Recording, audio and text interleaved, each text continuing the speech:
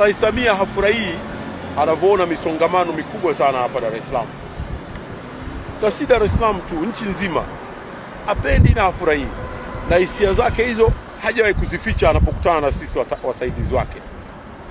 Kwa hivyo mimi nimepita hapa wakati nilitoa maagizo juu ya kuhakikisha kwamba tunakamilisha barabara stretch ya kutoka hiyo Samnujoma kuja Mwenge kwenda Tegeta na Mwenge kuja mpaka mjini kati, si ndivyo? Na ya Buguruni na ile ya Morogoro, si ndivyo? Lakini sasa wakati napita nimekuta shimo kubwa sana wamechimba hapa. Kwa hivyo nimetaka kujua kutoka kwa wasimamizi, wataalamu wetu, ni nani amefanya kazi hii ya kuchimba. Wameniambia ni contractor. Nimewauliza, kwa nini amekuja kuchimba hapa ikiwa kwamba kule kutoka Moroko kwenda mpaka Mwenge na Moroko kuja mpaka Mbuyuni mpaka Kaunda hapa Stanbic hajakamilisha? Nini kimemfanya awe na haraka ya kuja kutifua tena huku? Kwa sababu kule alikotifua tayari hapajakamilika, anakuja kutifua tena huku. Ni nini sababu yake? Na nimegundua kwamba kuna tatizo la mshauri elekezi wa kwangu mimi ambaye ni consultant wa mradi, lakini na wasimamizi pia. Unajua wakati mwingine si jambo la hawa wakandarasi tu. Kwa sababu mkandarasi, hii ni barabara ya Tanzania. Hii ni barabara ya umma. Hawezi kuvamia tu akaanza kufanya kazi ya kuchimba na kutifua.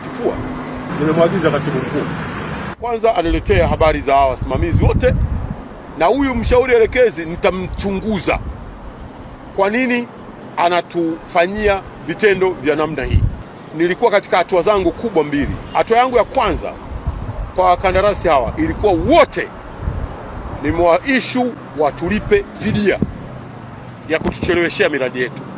Ndiyo, kwa sababu sisi katika miradi hii hatuna deni na wao, sisi tunawadai wao. Kwa hivyo la kwanza ilikuwa kwamba wanatulipa fidia kwa nini wametucheleweshea miradi yetu. Na jambo la pili, mimi kama mwajiri ilikuwa nina ruhusa ya kuwanyang'anya baadhi ya maeneo. Kwa baba, mimi hapa na kunyang'anya kwa sababu wewe unaonekana umezidiwa, huwezi kwenda na kasi yangu.